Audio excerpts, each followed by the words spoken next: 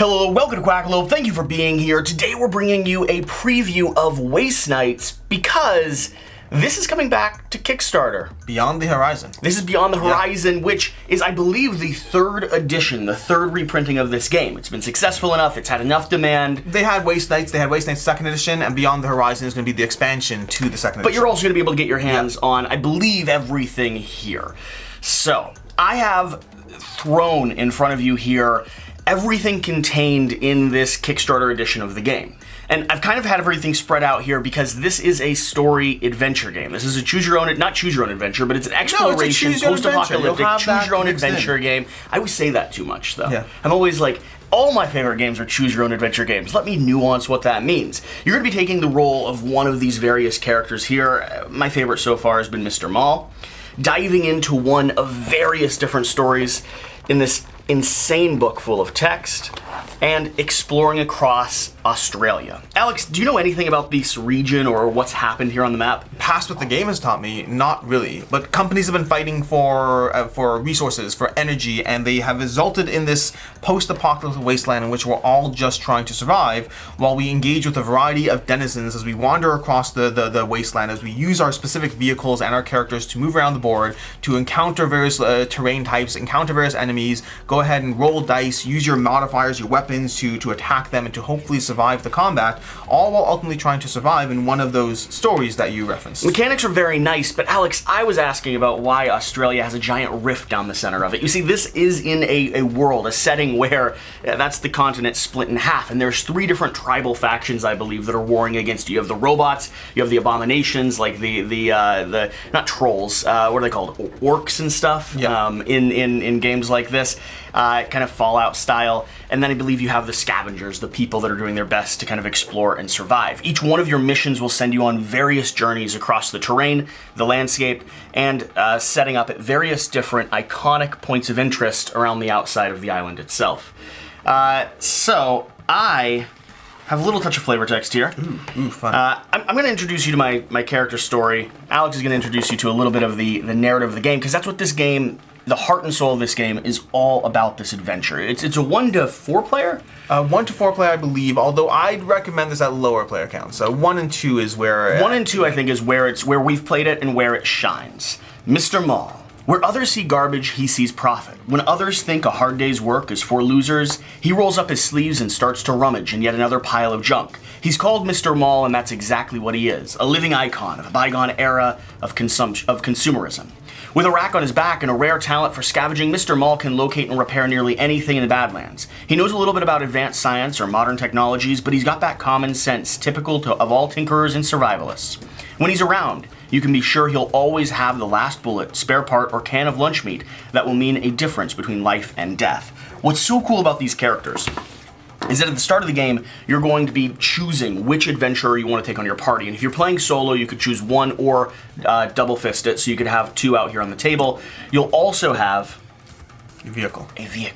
And you mentioned this briefly already, but for those seeing what's on the table, this is the Kickstarter version. We have extra content here that you will not necessarily get if you're getting a retail copy. Factor that into a degree, and the camel. Now I have to ask you, the audience, a question. Will you ever not play with the camel? If you have the retail edition, you will not play with the camel. That's fair. I don't ever, well, I have played without the camel, but I rarely ever play without the camel. But you'll be taking an adventure with asymmetric powers and abilities, different ways that they manipulate, search for resources, and encounter each one of the quests.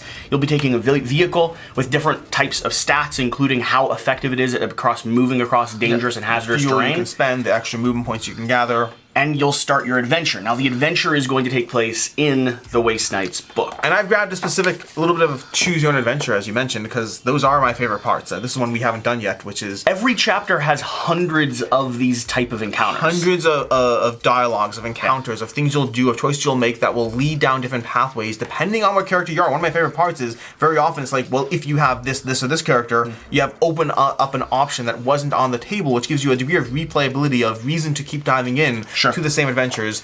And again, we haven't played this one, but you're going to want to. Okay. When you bring the last batch of medical supplies, instead of the guard's jeep, you're welcomed by the open gate. You hesitate for a moment, then keep on driving, and the redness of Uluru is slowly dominating your surroundings. A few kilometers further, and you notice cupolas of underground missile silos partially buried under the sand or concealed with faded camouflage nets. There's also a huge vault door on the slope of the sacred mountain. They stop you at the checkpoint guarding the inner fence. Soldiers disarm you and lead you to one of the nearby warehouses. It's mostly empty. There's only a desk with a computer and Rachel sitting next to it. Time for your reward, she says, pointing at the screen. Hazy camera feed shows the shape of a giant robot. The question remains what you expect us to do. Should we attempt to weaken Titan's force field or simply hit it with a nuclear warhead? I mean, is there any decision that doesn't involve obviously the shield. Nuclear warhead? For any of you who have played Fallout 3, you know the right answer is bombing the town. The shield, exactly what I said. 100%. But that's that, and then from there you go to another story point and another story beat, and you continue on these pathways. You'll make skill tests. You'll engage with characters. You'll be doing these things. Will have consequences on the world around you. You'll wind up engaging with something that closes off one pathway. A bridge will collapse. A ship will blow up. A robot will start destroying people because you powered it up with a nuclear warhead. That'll change the landscape here. I mean, the cool thing is you start at one point and you start moving across, and you don't know what you're going to encounter on the road. Every time you use your vehicle to move, you can spend gas to move extra distances, but for every tile you're going through, you're going to potentially be drawing hazard and environmental cards. These cards could have enemies on them, they could create encounters, they could open the storybook and have consequences that you have to resolve. And so you're navigating. Do you take the more dangerous pathway, deciding to not utilize as many of your resources to get somewhere quickly and efficiently because you're running out of time or because you just don't have much longer left? Or do you kind of go the long way around? Do your best to kind of skirt the outskirts and avoid some of the most dangerous cards in here while potentially suffering consequences when it comes to the larger story that's involved. That's going to be the time track. That depending on the mission you're engaging with, it'll vary in the way it engages with the game, but you'll have a time track that's ticking down, things that are happening around you. You do have a degree of things, of timer, of a sense of urgency as you choose which story points to encounter, as the book tells you how to set up depending on the characters in play, depending on what mission you're choosing, and as you make those choices trying to... You know some of the story beats, but you have this constant pressure of, is it going to evolve into something that I wasn't prepared for? It's a super cool game. If you love post-apocalyptic worlds like I do, if you grew up kind of like suckling on Fallout and just that entire atmosphere, or I guess a reference that what is it? I'm blanking. I'm blanking on the name of the movie. The boy and the man crossing the wasteland. It's off of a book. Cormac McCarthy's The Road. Oh, I got nothing. I'm sorry. Beautiful. If you like me have a quote of a book that you can't remember tattooed on your leg. Well, I know Fallout. I'm with you with Fallout. So Cormac McCarthy, The Road is the thing that inspired The Last of Us. The Last of Us is another zombie post-apocalyptic world where a man and a young girl travel across the landscape. But in The Road, it's a father. It's one of the most beautiful stories told between a father and a son.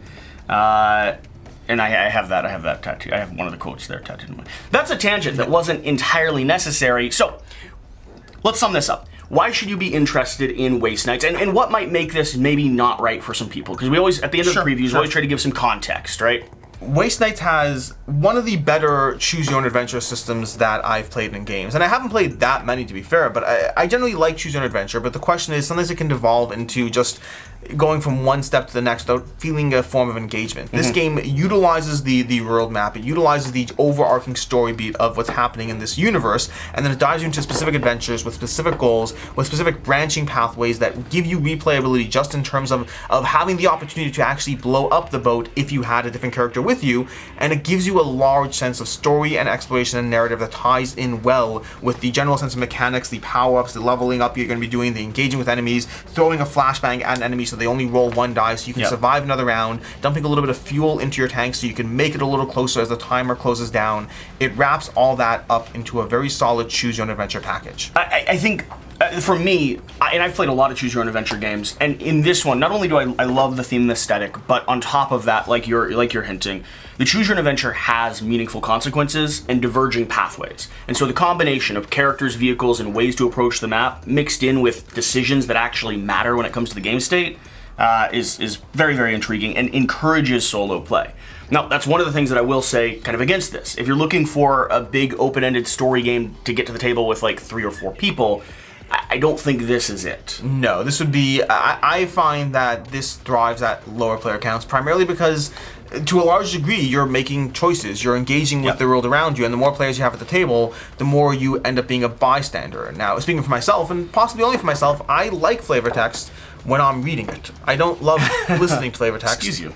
Because I read fast. I like going through the story in my head, and when I find when somebody else starts reading 3.5 paragraphs, I start tuning them out. And the more that's happening, the more I spend my game as a bystander as opposed to being engaged. One pushback on that, though, in the 2-player version of this game, there will be consequences that happen with the flavor text. And if you're reading solo, I don't know about you, I have a tendency to glance down. I agree. And I do like the atmosphere of this game when you set it within the context of, I've just told you what you can do, Yep. and you're not allowed to see what you might cause. Yeah, so I agree with you with, well, first I'll caveat, many of the things jump to another page, that's not always an issue, but even some of the choices. There's definitely some situations, I would say that that's why I like it at 2. Yeah. Because 2 gives me that opportunity, it gives me that sense of exploration, it gives me that sense of, do we blow it up with nuclear weapons or use the shield, weaken the shield, obviously weaken the shield, by the way, but it gives me that without adding more players that don't necessarily add. More players to me is something I'm willing to do, but doesn't add to my experience as much as a second player does. Any other major things? Highs, lows? There's luck. There's a degree of luck. You're going to be rolling lots of dice in combat. Sometimes you make a story choice and you thought it was the right choice, but it turns out it just wasn't. Or it might even have a skill test you have to make or something that happens along the way. This is a story. Feel like you're engaged in the story. Feel like you're making the best possible choices. But if you view it purely as a game of absolute skill, of absolute deterministic outcomes, this is not that. This is an exploratory adventure in which you will level up your characters, you will play the best game you can, and sometimes the odds will not be ever in your favor. I'm extremely excited to see what they're coming out with Waste Nights. I will be in the comment section over there on Kickstarter. I'll be following along and reading all the flavor text that they reveal throughout the process. So, thank you for checking out the video. Hopefully this gave you a good sense as to whether or not this is a game that you want to add to your collection and get down onto the table. Whatever the case, whatever you do, remember to do the important thing, get out and play some games. See you next time.